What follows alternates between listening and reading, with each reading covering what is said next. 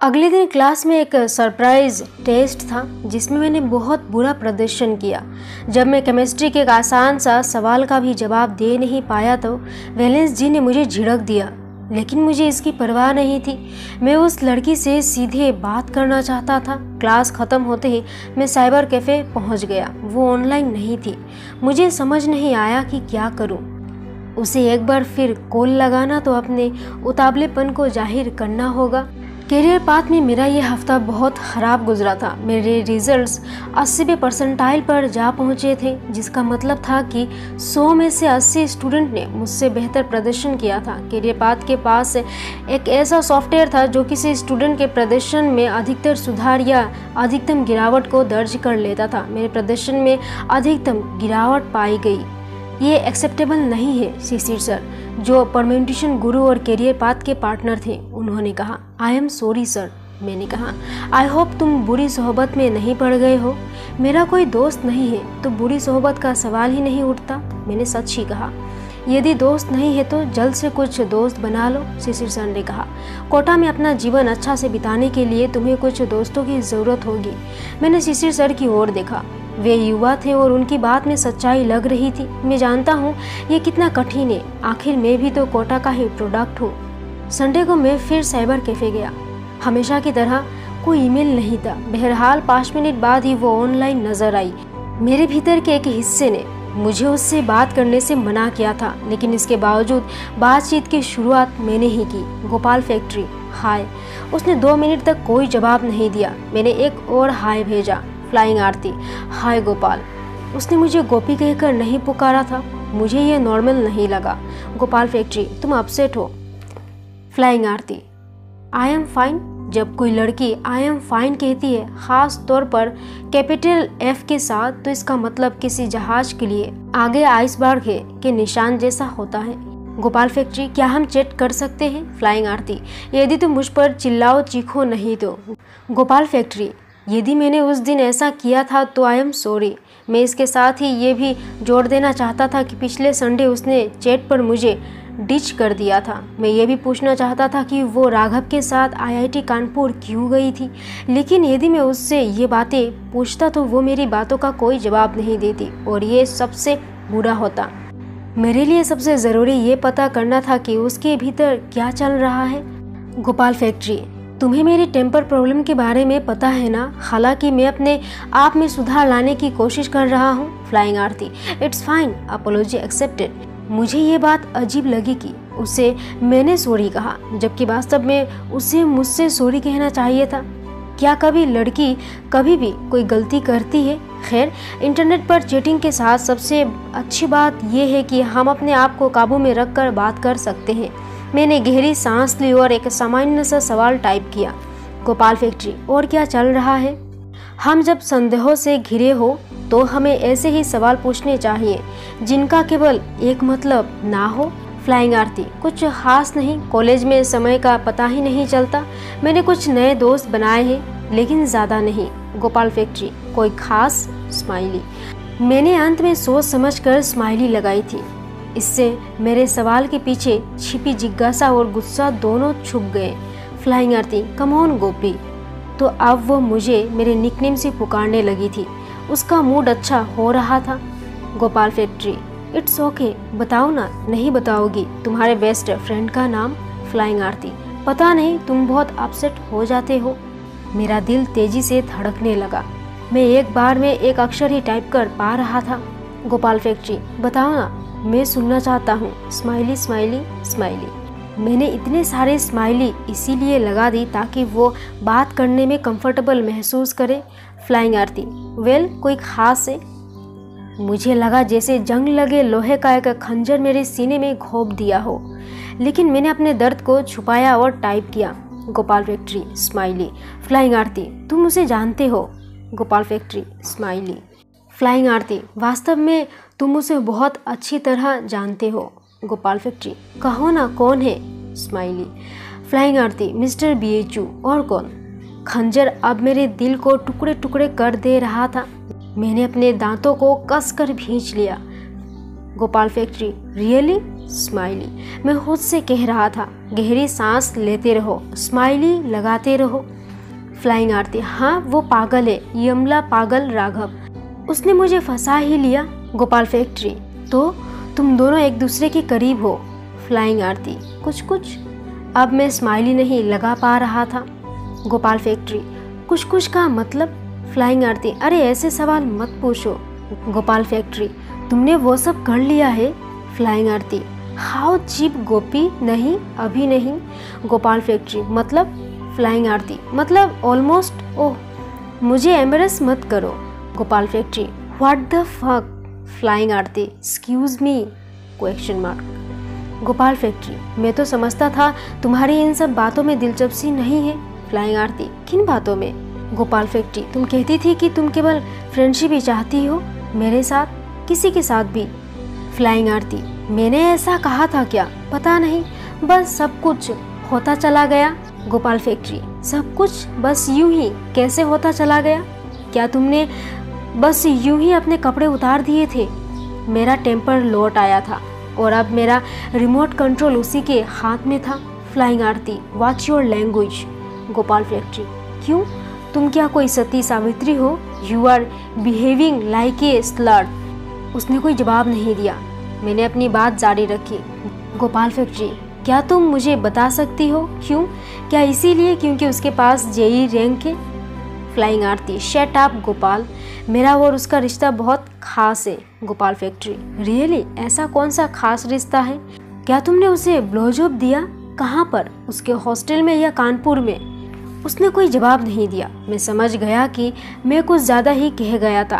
खैर, आप चैट पर भेजी किसी लाइन को अंडू नहीं कर सकते और मैं उससे फिर माफ़ी नहीं मांगना चाहता था। मैं उसके जवाब का इंतज़ार करता रहा। 3 मिनट बाद मेरे स्क्रीन पर एक मैसेज फ्लैश हुआ, फ्लाइंग आरती इज़ ऑफलाइन। मैंने अपनी स्क्रीन रिफ्रेश की, मुझे एक और नोटिफिकेशन मिला, flying Aarti is no longer a contact. उसने मुझे अपनी फ्रेंड लिस्ट से बाहर निकाल दिया था। तुम्हें और वक्त चाहिए, कैफ़े ओनर ने मुझसे कहा। नहीं, अब इसकी कोई ज़रूरत नहीं होगी, मैंने कहा। जिस दिन आरती ने मुझसे कांटेक्ट ख़त्म कर दिया, उसी दिन से मैंने अपनी रोज़ की प्रैक्टिस सीट पर काम करना बंद कर दिया। अब मैं साइबर कैफ़े भी नहीं जाता था। अब मैं हर रात को अपने घर के बाहर सड़क पर चमन चाय वाले के यहाँ बैठा रहता। एक हाथ में चाय का प्याला और दूसरे में वर्कशीट थामे स्टूडेंट्स लकड़ी की मेज़ों पर बैठे रहते थे। लेकिन मैं अपने साथ कोई रीडिंग मटेरियल लेकर नहीं आता था। मैं बस वहाँ बैठा बैठा वक्त काटता रहता, चाय पीता रहता और आने जाने वाले लोगों को ताकता रहता था। और एक दिन मेरे पास इतने पैसे भी नहीं बचे थे कि मैं उस दुकान पर कुछ ऑर्डर कर सकूं। आई एम सॉरी, मैंने दुकान मालिक चमन से कहा। मैं कल तक पैसा का बंदोबस्त कर लूँगा। तभी एक अजनबी व्यक्ति आगे बढ़ा और उसने दुकानदार को 10 रुपये थमा दिए। चिल, उसने मुझसे कहा। ओह थैंक्स, मैंने कहा। बंसल, उसने चेंज लेते हुए पूछा। कैरियर पाथ, मैंने कहा। मैं तुम्हें कल पे कर दूंगा। मैं अपना वॉलेट घर भूल आया था। रिलैक्स, उसने कहा और अपना हाथ आगे बढ़ा दिया। मेरा नाम प्रतीक है, मैं रायपुर से हूँ। अपने खुरदुरे चेहरे के कारण वो आईआईटी एस्पिरेंट से ज़्यादा आर्टिस्ट लग रहा था। रिपीटर, प्रतीक ने पूछा। मैंने सिर हिलाकर हामी भरी। क्विटर, उसने कहा। कोटा को आजमा कर देख लिया, बात नहीं बनी, लेकिन अब भी दिमागी सुकून के लिए यहीं भटक रहा हूँ।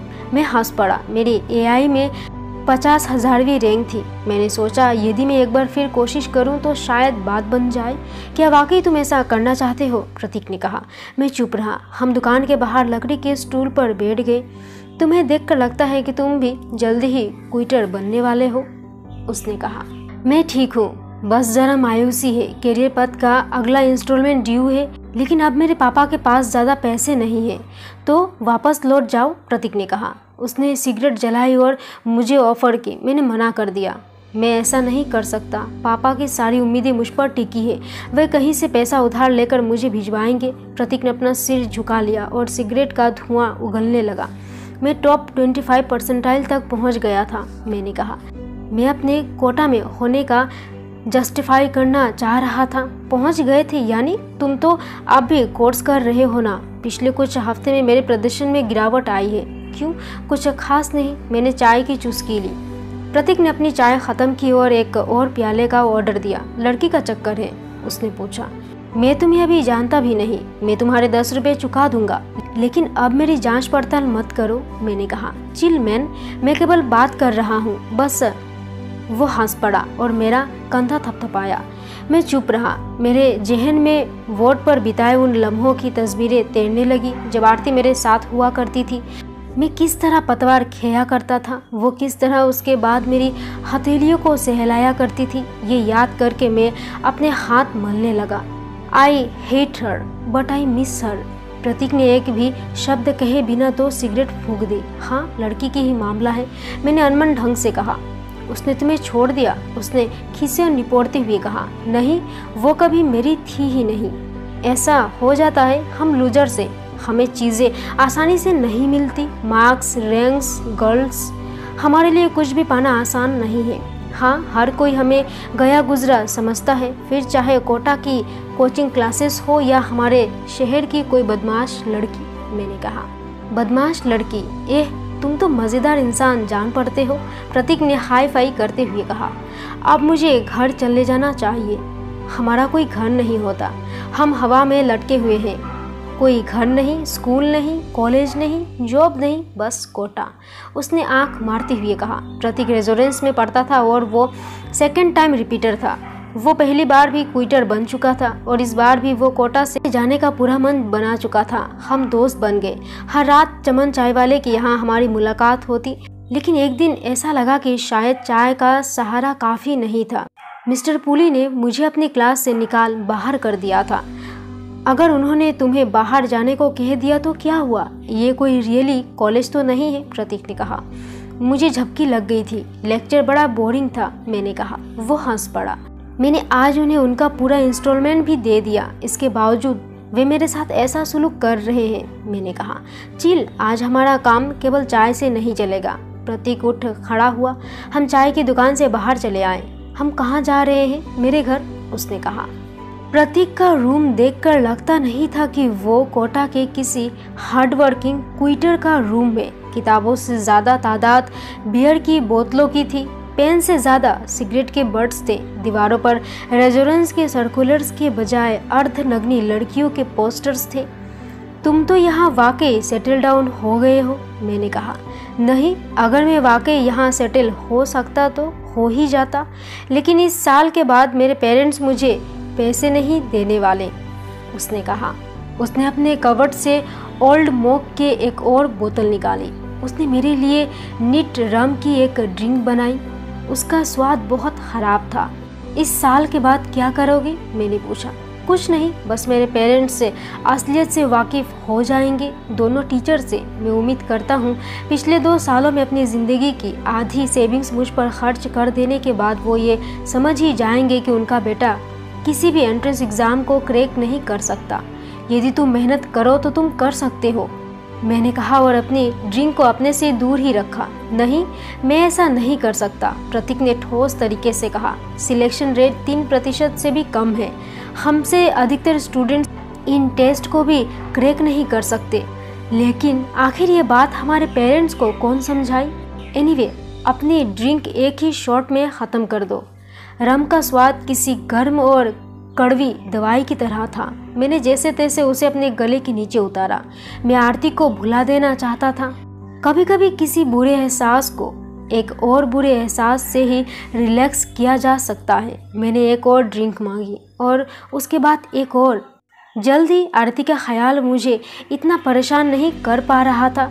तुम मुझसे प्यार करते थे, प्रतीक ने कहा। प्यार क्या होता है? प्यार वो होता है जो IIT एग्ज़ाम क्लियर करने पर आपके पेरेंट्स आपके लिए महसूस करते हैं, उसने कहा। हमने हाई फाई किया। मेरे ख्याल से मैं उसे प्यार ही करता था। मैंने थोड़ी देर से कहा, कितने समय तक? उसने एक सिगरेट सुलगा ली। 8 साल। होली शिट, क्या तुम दोनों की मुलाकात अस्पताल में पैदा होने के बाद ही हो गई थी? प्रतीक ने कहा। मैंने सिर हिला दिया। अगले 3 घंटे तक मैं उसे अपनी एक तरफा प्रेम कहानी के बारे में बताता रहा। उस दिन से जब मैंने उसका टिफिन चुरा लिया था, उस दिन तक जब उसने आखिरी बार मेरे हाथों को सहलाया था, और फिर हाल ही में जब उसने मुझे अपनी कॉन्टेक्ट लिस्ट से बाहर कर दिया था। प्रतीक चुपचाप सुनता रहा। तो तुम्हें क्या लगता है, कुछ कहो, मैंने कहा। मुझे ये देखकर हैरानी हुई कि वो अभी तक जाग रहा था। तुम जब तक चाहो बातें कर सकते हो मैन। उसने बची खुची रम भी मेरी ड्रिंक में उड़ेल दी। सॉरी, मैंने संकुचाते हुए कहा। क्या मैं तुम्हें बोर कर रहा था? It's okay, it's okay. उसे भूलने की कोशिश करो, उसे विश करो कि वो उस जेई वाले लड़के के साथ खुश रहे। मैं उसे नहीं भूल सकता। जिस दिन से उसने मुझसे बात करना बंद कर दिया तब से मैंने एक दिन भी पढ़ाई नहीं की है। डोंट वरी, तुम्हें और कोई लड़की मिल जाएगी। हर लड़के को कोई ना कोई लड़की मिल ही जाती है, लास्ट रैंकर को भी। तुम्हें क्या लगता है इंडिया कितनी बड़ी आबादी बस ऐसे ही है? मैं कभी शादी नहीं करूँगा, मैंने कहा। फिर क्या करोगे? अपने हाथ से ही शादी कर लोगे? प्रतीक ठहाक लगाकर हंस दिया। लड़के किसी काम के नहीं होते। वे रिलेशनशिप के बारे में बात करने की अपने नाकाबिलियत को उटपटांग जोक्स के पीछे छुपाने की कोशिश करते हैं। अब मुझे चलना चाहिए, मैंने कहा। उसने मुझे रोका नहीं। वह फर्श पर पड़ा था और इतना थक चुका था कि उसमें अपने बिस्तर तक जाने की भी हिम्मत नहीं रह गई थी। मैं बाहर निकलने को हुआ कि वो पीछे से चिल्लाया, जिंदगी पर अपनी पकड़ ढीली मत करो मैन। पकड़, हाँ यही सही शब्द है। इन एंट्रेंस एग्ज़ाम को क्रैक करने की ट्रिक यही है कि हम उन पर अपनी पकड़ बना लें। इसके लिए एक गेम प्लान ज़रूरी है। हम किन सब्जेक्ट्स में मजबूत हैं, किन में कमज़ोर हैं। क्या हम टीचर्स के साथ मिलकर उन कमज़ोरियों को दुरुस्त कर रहे हैं? क्या हम मॉक टेस्ट से अपनी तरक्की का आकलन कर रहे हैं? क्या हम दिन भर एग्ज़ाम के सिवाय और कुछ नहीं सोचते? क्या हम जल्दी जल्दी नहाते और खाना खाते हैं ताकि हमारे पास पढ़ाई करने का और समय हो? यदि इन सवालों का जवाब हाँ है तभी हम कह सकते हैं कि हमारी पकड़ मजबूत बनी है। कामयाब होने का बस यही एक तरीका है। निश्चित ही हम उन कुछ टैलेंटेड स्टूडेंट में से भी एक हो सकते हैं जिन्हें कामयाब होने के लिए ज़्यादा पढ़ने की ज़रूरत होती है, लेकिन हमारे पेरेंट्स को मीडियोक्र जीन्स के कारण हम में से अधिकतर इस तरह के टैलेंटेड स्टूडेंट्स नहीं होते। कितनी अजीब बात है कि ऐसे सड़े हुए जीन्स डोनेट करने वाले हमारे पेरेंट्स को ही ये समझने में सबसे ज़्यादा वक्त लगता है कि उनका बेटा आइंस्टाइन का क्लोन नहीं है। मेरा पकड़ ढीली पड़ चुकी थी। आरती द्वारा मुझसे दूरी बना लेने के कम से कम 3 महीने तक ऐसा ही रहा। प्रतीक मेरा नया और इकलौता दोस्त बन गया था। मैं क्लासेस अटेंड करता था, लेकिन हैंगओवर के कारण मेरे लिए यह रेडियो एक्टिव आइसोटॉप्स को समझना कठिन हो गया था। मैं प्रैक्टिस सीट पर काम करने की कोशिश करता था, लेकिन फोकस नहीं कर पाता था। टीचर्स अब मुझे क्विटर मानने लगे थे और उन्होंने मुझ पर ध्यान देना बंद कर दिया था। मैं एक सड़क स्टूडेंट बन गया था। उन नाउम्मीद स्टूडेंट में से एक इजाज़त दी जाती थी क्योंकि उन्होंने कोचिंग सेंटर को इसके पैसे चुकाए थे। एक और मुसीबत थी, मेरा खर्चा बढ़ गया था क्योंकि अब मुझे रम के लिए भी पैसे चुकाने पड़ते थे। प्रतीक ने मुझे कुछ समय तक ट्रीट दी, लेकिन उसके बाद उसने मुझसे कहा कि मैं अपने हिस्से के लिए पे करूं। मैं जानता था कि आखिरी इंस्टॉलमेंट के पैसे चुकाने के लिए बाबा ने उधार लिया था और अब उनके पास बिल्कुल पैसा नहीं था। बहरहाल मेरे पास और कोई विकल्प नहीं रह गया था। एक रात मैंने एसटीडी बूथ से अपने घर फ़ोन लगाया। सॉरी बाबा, मैं पिछले हफ्ते फ़ोन नहीं लगा पाया, मैंने कहा। ठीक है, तुम मन लगाकर पढ़ाई कर रहे हो ना, बाबा ने कहा। उनकी आवाज़ बहुत कमज़ोर लग रही थी। बाबा, एक छोटी सी प्रॉब्लम है, मैंने कहा। क्या? मुझे कुछ नई किताबें चाहिए मैथ्स के लिए। उनसे अच्छी कोई किताब नहीं है। तुम उन्हें किसी से ले नहीं सकते क्या? मुश्किल है, मैंने कहा। सभी अपनी किताबें अपने पास ही रखना चाहते हैं। बाबा चुप हो गए। मैं भी चुप रहा और एक साथ इतने सारे झूठ बोल देने के बाद दम लेने की कोशिश करता रहा। कितने पैसे चाहिए? 2000। इम्पोर्टेंट किताबें हैं। ओके, आपके पास पैसे हैं बाबा, एक हफ्ते में भेज दूँ? आपने कितने लोन लिया है बाबा? मैंने कहा। 50,000, उन्होंने कहा। मैंने तुम्हें 30,000 भेज दिए थे, लेकिन घर के छत को दुरुस्त कराने के लिए मुझे भी कुछ पैसों की ज़रूरत थी। और आपके मेडिकल बिल्स, अस्पताल का मुझ पर 20,000 रुपये का कर्ज चढ़ चुका है। यानी आपको वैसे भी कुछ और पैसे उधार लेना ही था। शायद जो चाहे भेज दीजिए, अब मैं चलता हूँ। ये महंगा कॉल है, मैंने कहा। मैं इस मुश्किल इम्तिहान को जल्दी से जल्दी ख़त्म कर देना चाहता था। तुम सिलेक्ट तो हो जाओगे ना गोपी? हाँ हाँ, मैं हो जाऊँगा। मैंने रिसीवर नीचे रख दिया। मुझे बहुत बुरा लग रहा था। मैंने तय किया कि और मेहनत से पढ़ाई करूँगा। मैं फिर से 25% में जगह बनाऊँगा और फिर टॉप 5 तक भी जाऊँगा। मैंने तय किया कि मैं पूरी रात पढ़ूँगा, लेकिन मुझे रम की लत भी लग रही थी। जल्द ही मेरा निश्चय कमज़ोर साबित हुआ। मैं प्रतीक के घर गया और रात का अधिकतर वक्त वहाँ गुजार दिया। मुझे कोई भी चीज़ पढ़ाई करने के लिए तैयार नहीं कर पा रही थी। फिर मेरा जन्मदिन आया। मेरा जन्मदिन मेरे कोटा आने के 5 महीने बाद आया था। मैंने इसे कोई स्पेशल डे नहीं माना था और मैंने सोचा था कि मैं रोज़ की तरह क्लासेस अटेंड करूंगा। लेकिन मेरी बर्थडे वाली रात मिस्टर सोनी ने मेरे दरवाजे पर दस्तक दी। कोई फ़ोन पर है और तुम्हारे बारे में पूछ रहा है, उनकी नींद में डूबी हुई आवाज़ सुनाई दी। इस वक्त कौन होगा? मैंने कहा। मैं हैरान था। बाबा, कोई लड़की है, मिस्टर सोनी ने कहा, और happy birthday boy by the way. Thanks, मैंने कहा और फ़ोन उठा लिया। आखिर कौन हो सकता था? मैंने सोचा करियर पाथ की कोई टीचर। क्या मैंने कुछ गलत कर दिया था? Happy birthday Gopal. आरती के अद्भुत शब्द मेरे कानों में इस तरह पड़े जैसे कोटा की गर्म दोपहर में बारिश हो जाए। मेरे भीतर भावनाएं उफन रही थी। मेरी खुशी का कोई पारावार न था। आरती, मैं अपने आंसुओं को नहीं रोक सका और वो मेरी गालों पर ढुलक पड़े। तो तुम अब भी मेरी आवाज़ पहचानते हो?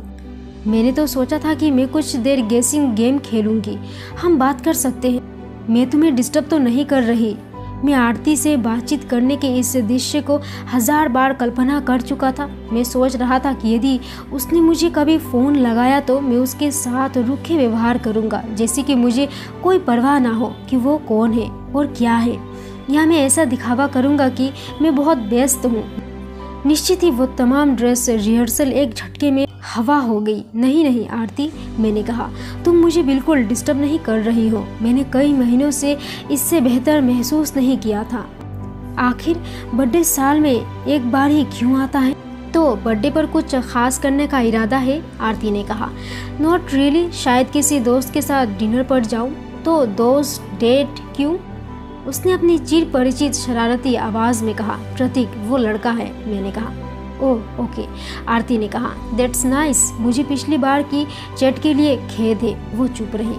मुझे वे सारी बातें नहीं कहनी थी, लेकिन तुमने कांटेक्ट ही बंद कर दिया।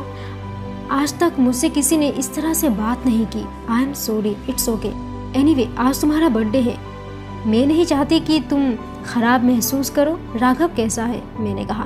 मैं अपने आप को रोक नहीं पा रहा था। मैं उनके रिलेशन स्टेटस के बारे में जानने के लिए बेकरार था। वो अच्छा है। उसने BHU में अपना पहला सेमेस्टर पूरा कर लिया है। तो तब तो वो मज़े कर रहा होगा। नहीं, उतना नहीं। इनफैक्ट अब वो कैंपस की मैगजीन का संपादन करता है। वो उसी के बारे में बात कर रहा था। दैट्स ग्रेट, मैंने कहा। उसने मुझे अभी तक उन दोनों के रिश्ते के बारे में नहीं बताया था। मैं भी पिछली बार की तरह बहुत उतावला नज़र नहीं आना चाहता था। वो बहुत बेहतरीन इंसान है गोपाल। तुम्हें देखना चाहिए कि वो दुनिया के लिए कितना कुछ कर गुजरना चाहता है। मुझे इस बात से कोई सरोकार नहीं था कि राघव दुनिया के लिए कितना कुछ कर गुजरना चाहता है। मैं बस यही चाहता था कि वो दुनिया के एक इंसान को मेरे लिए छोड़ दे। मैंने तो कभी नहीं कहा कि वो बुरा व्यक्ति है। मैंने कहा गुड, और मैं उसके साथ खुश हूँ। यदि तुम एक दोस्त के रूप में मेरी फिक्र करते हो तो तुम्हें इसे एक्सेप्ट करना चाहिए। क्या हम दोस्त हैं? मैंने पूछा। यदि हम दोस्त नहीं होती तो क्या मैं तुमसे अभी बात कर रही होती? उसने कहा। मैं उसे बताना चाहता था कि उसने मुझसे पिछले 3 महीनों से बात नहीं की थी। खैर, यदि लड़कियों के सामने उनके द्वारा कही गई बात से उलट सबूत पेश किया जाए तो वे अपसेट हो जाती है। यस आई गेस, मैंने कहा और चुप हो गया। फिर मैंने कहा, तो हम बात कर सकते हैं? हाँ, बेशर्त तुम मुझे अनकंफर्टेबल महसूस न कराओ। और क्या, राघव और मेरे रिश्ते को एक्सेप्ट कर लो। क्या मेरे पास कोई और चॉइस भी है? मैंने कहा। That's the point. मैं चाहता हूँ कि तुम खुशी खुशी इसे एक्सेप्ट कर लो। यदि तुम्हें अपने सपनों की लड़की मिल जाए तो मुझे भी बहुत खुशी होगी। तो यही बात थी। राघव उसके सपनों का लड़का था। जंग लगा चाकू मेरे भीतर और गहरे धंसने लगा। मुझे समझ नहीं आया कि क्या कहूँ। मैं एक्सेप्ट करता हूँ, मैंने थोड़ी देर बाद कहा। मैं एक बार फिर उससे दूर नहीं होना चाहता था। उससे बातचीत बंद होने के बाद कोटा में मेरी ज़िंदगी नर्क जैसी हो गई थी। कूल, क्योंकि मैं तुम्हें मिस करती हूँ, उसने कहा, एक दोस्त की तरह। उसने इस आखिरी वाक्य को जोर देकर कहा। लड़कियां हमेशा इस तरह की बातें करती है। वे ये ध्यान रखती है कि उनके द्वारा कही गई बात के आधार पर बाद में उन्हें मुश्किल में ना डाला जा सके। जैसे कि यदि मैं उसे कहता, तुमने तो कहा था कि तुम मुझे मिस करती हो, तो वो तपाक से कहती, लेकिन मैंने ये भी तो कहा था कि एक दोस्त की तरह मिस करती हूँ, जैसे कि हम किसी अदालत में हो। लड़कियों को समझ पाना मुश्किल है। मैं शर्त लगा कर कह सकता हूँ कि कैरियर पाथ के जेम्स भी लड़कियों को समझने में नाकाम साबित होते।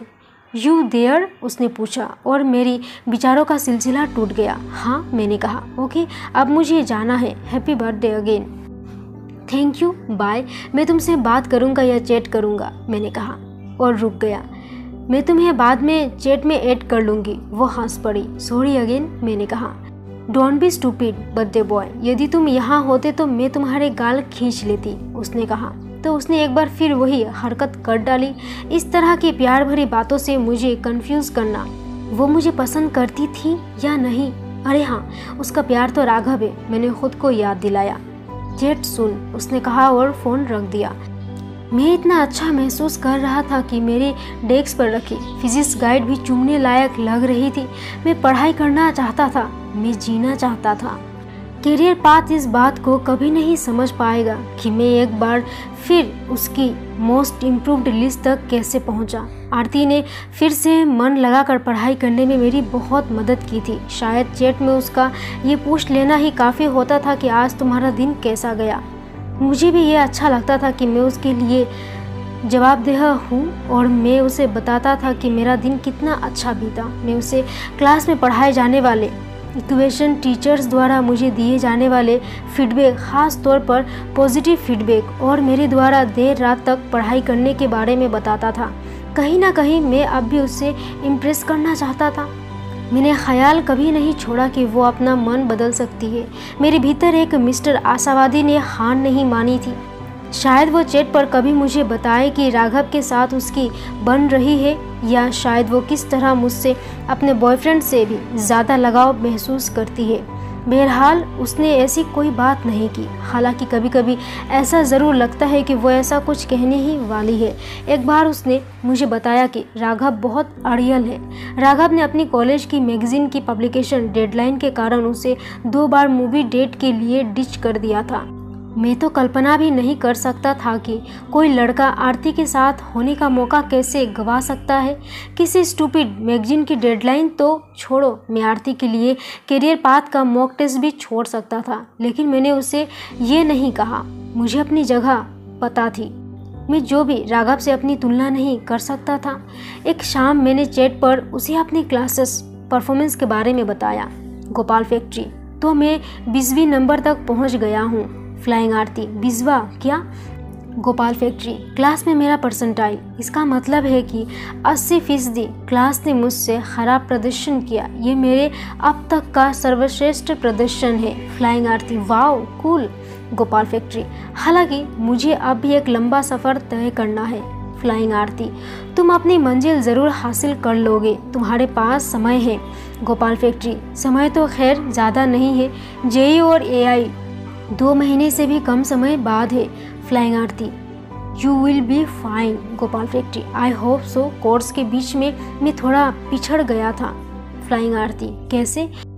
गोपाल फैक्ट्री, बस यूं ही, लैक ऑफ फोकस। एनीवे, अब मैं जल्द से जल्द कोटा से चले जाना चाहता हूँ। फ्लाइंग आरती, मैं जानती हूँ, मुझे भी तुम्हें देखे लंबा समय हो गया है। Miss you. गोपाल फैक्ट्री, क्या वाकई? Flying Aarti, of course. देखो, राघव ने मुझे चक दे इंडिया दिखाने का वादा किया, लेकिन नहीं दिखाया। यदि तुम यहाँ होते तो मैं तुम्हारे साथ फिल्म देख सकती थी। गोपाल फैक्ट्री, तुम मेरे साथ फिल्म देखने चलोगी? उसने कोई जवाब नहीं दिया। मैंने 5 मिनट वेट किया। Gopal factory, question mark. Gopal factory, you there?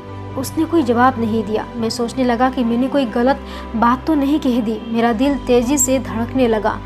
5 minute बाद मैंने फिर लिखा, गोपाल फैक्ट्री, है यू अपसेट? यदि मैंने कुछ गलत कह दिया हो तो उसके लिए सॉरी तुम्हें। फ्लाइंग आरती, हे सॉरी। फ्लाइंग आरती, बॉयफ्रेंड का फ़ोन आया था, माफ़ी मांग रहा था, उसका काम पूरा हो गया है, हम मूवी देखने जा रहे हैं। Gopal factory. Oh that's great. Flying Aarti, तुम क्या कर रहे थे? वेट, ऑफ कोर्स जब तुम लौट आओगी तो हम साथ साथ फिल्म देख सकते हैं। और तुम सॉरी क्यों बोल रहे हो? गोपाल फैक्ट्री, कुछ नहीं, बस मुझे लगा कि। फ्लाइंग आरती, रिलैक्स, ओके अब मुझे तैयार होना है। Gopal factory, fine. फ्लाइंग आरती, मैं इतना खूबसूरत दिखना चाहती हूँ कि वो मेरे चेहरे से नज़र ना हटा पाए, नहीं तो वो हमारी डेट पर भी अपने आर्टिकल्स के प्रूफ रीडिंग करता रहेगा। गोपाल फैक्ट्री, ओके अब मुझे भी पढ़ाई करनी चाहिए। फ्लाइंग आरती, 2 महीने और फिर हम सब मिलकर खूब मौज मस्ती करेंगे। Gopal factory, yes thanks. Flying Aarti, bye. Xo xo xo. और फ्लाइंग आरती ने लॉग आउट कर दिया। मैं धीमे कदमों से चलता हुआ घर लौट आया। आखिर मेरी ज़िंदगी में किताबों के अलावा और कुछ नहीं रह गया था। मैंने कोशिश की कि मैं थिएटर में एक दूसरे का हाथ थामे राघव और आरती की कल्पना ना करूं। मैं सोचने लगा कि क्या मुझे आरती से बातचीत जारी रखनी चाहिए, लेकिन मुझे निराशा की वो गर्त याद आती थी जिसमें मैं पिछली बार बातचीत बंद होने के बाद पड़ गया था। पूरी तरह नर्व्स ब्रेक डाउन होने से तो यही बेहतर है कि दिल पर छोटी मोटी चोट पड़ती रहे। कैरियर पाथ के इंस्ट्रक्टर ने हमें कहा था कि हम रात 8 बजे ही सो जाएं। ये जेईई एग्ज़ाम से पहले की शाम थी। हमारी आखिरी क्लास में मोटिवेशनल स्पीचेस हुई। वैलेंस जी ने महात्मा गांधी से लेकर मोहम्मद अली तक के उदाहरण दिए। ये वे लोग थे जिन्होंने मुश्किल हालात का सामना करने के बावजूद कभी हार नहीं मानी। मैंने हवा में मोहम्मद अली की तरह मुक्का लहराई और गांधी की तरह संधे हुए कदमों से इंस्टीट्यूट से बाहर चला आया। मेरा मकसद था दुनिया के सबसे कठिन एंट्रेंस एग्ज़ाम से एक को क्रैक करना। घर जाते वक्त मैंने दोनों लोगों को फ़ोन लगाया जो मुझे गुड लक विश कर सकते थे। मेरे गोपी, मेरी बेस्ट विशेस हमेशा तुम्हारे साथ है। कल तुम्हारे पास एक मौका है कि तुम अपने परिवार के नाम को मशहूर बना सकते हो, बाबा ने कहा। थैंक यू बाबा, मैंने कॉल की अवधि कम रखते हुए कहा। फिर मैंने आरती का नंबर घुमाया। हेलो, एक पुरुष स्वर ने मुझे चौंका दिया। वो आवाज़ उसके पिता जैसी लग रही थी। मैं क्या प्लीज़ आरती से बात कर सकता हूँ? मैंने कहा। श्योर, आप कौन बोल रहे हैं? उस व्यक्ति ने पूछा। गोपाल। हाय गोपाल, इट्स राघव, उस व्यक्ति ने कहा। मेरे हाथ से फ़ोन लगभग छूट गिर पड़ा। राघव, मैंने कहा। मैंने लगभग 1 साल से उससे बात नहीं की थी। मुझे नहीं पता था कि राघव को आरती और मेरे बारे में कितना पता था, ख़ास तौर पर उससे हुई मेरी झड़प और फिर उसके बाद हमारी बातचीत फिर शुरू होने के बारे में। मैंने अपने लहजे को न्यूट्रल ही बनाए रखा। बीएचयू में कैसा लग रहा है? अभी तक तो सब ठीक ही है। बीएचयू किसी भी दूसरे कॉलेज जैसा ही है, बस यहाँ बेहतर सुविधाएं हैं। तुम कैसे हो? कल जेईई है, तुम अंदाज़ा लगा सकते हो। पता है, मेरा कॉलेज भी एक सेंटर है। तुम तब से यहाँ एक बार भी नहीं आए। आखिरी मिनट तक मेरी क्लासेस चलती रही। फिर कल से मेरा एआई फाइनल रिफ्रेश भी शुरू हो गया है। मुझे तो खुशी है कि मैं इस सब से पार हो चुका, राघव ने हंसते हुए कहा। वो मुझे चिढ़ाना नहीं चाहता था, लेकिन मुझे बुरा लगा। जब कोई व्यक्ति इनडायरेक्टली भी आपके कमज़ोर हिस्से पर चोट करता है तो दर्द होता है। उम्मीद करता हूँ कि मैं भी जल्द ही इससे पार हो पाऊंगा, मैंने कहा। तुम मुझसे क्रैक कर लोगे। आरती ने मुझे बताया था कि तुम्हारी पढ़ाई अच्छी चल रही है। तो वे दोनों मेरे बारे में बातें करते थे। मैंने सोचा, किसे पता, पेपर पर डिपेंड करता है। फिर किस्मत का भी तो साथ मिलना चाहिए। सच बात है, राघव ने कहा। 1 मिनट तक असहज खामोशी पसरी रही। ये भी उसकी गलती थी, क्योंकि वो ये भूल गया था कि मैंने आरती से बात करने के लिए फ़ोन लगाया था। तो आरती है? अरे हाँ, 1 सेकंड होल्ड करो। मुझे उसकी खिलखिलाहट सुनाई दी। मैंने सोचा कहीं राघव ने मेरे बारे में कोई जोक्स तो नहीं सुनाई। Hey, best of luck JEE boy, Aarti ने कहा। थैंक यू, मुझे इसकी ज़रूरत है। मैं तुम्हारे लिए प्रार्थना करने विश्वनाथ मंदिर गई थी, आरती ने कहा। वाकई? हाँ, और मैं इस आलसी राघव को भी अपने साथ ले गई थी, उसने कहा और फिर हंस पड़ी। हम अभी अभी लौटे हैं। Hey Raghav, stop, hold on Gopal. जैसे कि मैंने उनके इस प्राइवेट हंसी ठट्टे को सुनने के लिए ये लॉन्ग डिस्टेंस कॉल लगाया हो। मैं सुना कि आरती राघव से कह रही थी कि वो उसकी नकल ना करे, लेकिन शायद राघव के पास करने के लिए कोई और बेहतर काम ना था। हेलो, मैंने 60 सेकंड के बाद कहा। हे सॉरी, आरती ने अपने आप को संभालते हुए कहा। ओके, अब मैं उसे अपने से दूर कर सकी हूँ। गोपी, तुम एग्ज़ाम सेंटर पर सुपर कॉन्फिडेंट होकर जाओगे, प्रॉमिस? हाँ, मैंने किसी आज्ञाकारी बच्ची की तरह कहा। जब वो मुझसे इस तरह अधिकार के साथ बात करती थी तो मुझे अच्छा लगता था। मैं चाहती हूँ कि तुम ये महसूस करो कि तुम ज़िंदगी में जो चाहो हासिल कर सकते हो, क्योंकि मैं जानती हूँ तुम ऐसा कर सकते हो। आरती ने कहा। मैं तुम्हें नहीं हासिल कर सकता, मैं उससे कहना चाहता था। इसके बावजूद मुझे अच्छा लगा कि उसने बिग टेस्ट से पहले मेरा हौसला बढ़ाया। एआई ख़त्म होते ही मैं सीधे बनारसी के ट्रेन में सवार हो जाऊंगा। हाँ, हम भी तुम्हारा इंतज़ार कर रहे हैं, जल्दी आना। रिज़ल्ट आने पर हम साथ मिलकर तुम्हारी जीत का जश्न मनाएंगे। हाँ, यदि मैं जीत सका तो, मैंने कहा। ऐसे मत सोचो, ऐसा सोचो कि तुम पहले ही जीत चुके हो, आरती ने कहा। उसकी ये बातें मेरे लिए दुनिया की सबसे खूबसूरत बात थी। हाँ, मैं जीतना चाहता था उसके लिए। शहर बदल गया था, लेकिन कोटा का जेईई एग्ज़ाम सेंटर मुझे पिछले साल जैसे ही फीलिंग दे रहा था। पेरेंट्स टैक्सी लोड्स और ऑटो लोड्स में आ रहे थे। कुछ अमीरजादे एयर कंडीशन कारों से आए थे। माएँ अपने बच्चों के लिए पूजा पाठ कर रही थी, और ये विडंबना ही है कि इस पूजा पाठ के ठीक बाद उनके बच्चों को विज्ञान में अपनी महारत दिखानी थी। मेरे साथ मेरे परिवार का कोई व्यक्ति ना था। मुझे परवाह भी नहीं थी। माथे पर तिलक और मुंह में दही से फर्क नहीं पड़ता। एक बार भीतर दाखिल होने के बाद आपको देश भर का एग्ज़ाम दे रहे 5 लाख स्टूडेंट में से 99% से कड़ा संघर्ष करना पड़ता है। मेरी शुरुआत अच्छी हुई। मैंने कुछ शुरुआत प्रॉब्लम्स आसानी से सुलझा ली। बीच में दिक्कत आने लगी। इनमें से कुछ सवाल उन चैप्टर्स के थे जिन्हें तब पढ़ाया गया था जब मैं शराब के नशे में निराश के गर्त में हुआ करता था। कुछ प्रॉब्लम्स पर मैं उलझ गया। मुझे लगता था कि मैं उन्हें सॉल्व कर लूँगा, और उनसे जूझते हुए मैंने 10 मिनट बर्बाद कर दिए। मेरे ख्याल से मेरी प्रॉब्लम यह है कि मैं किसी भी चीज़ को आसानी से छोड़ नहीं सकता।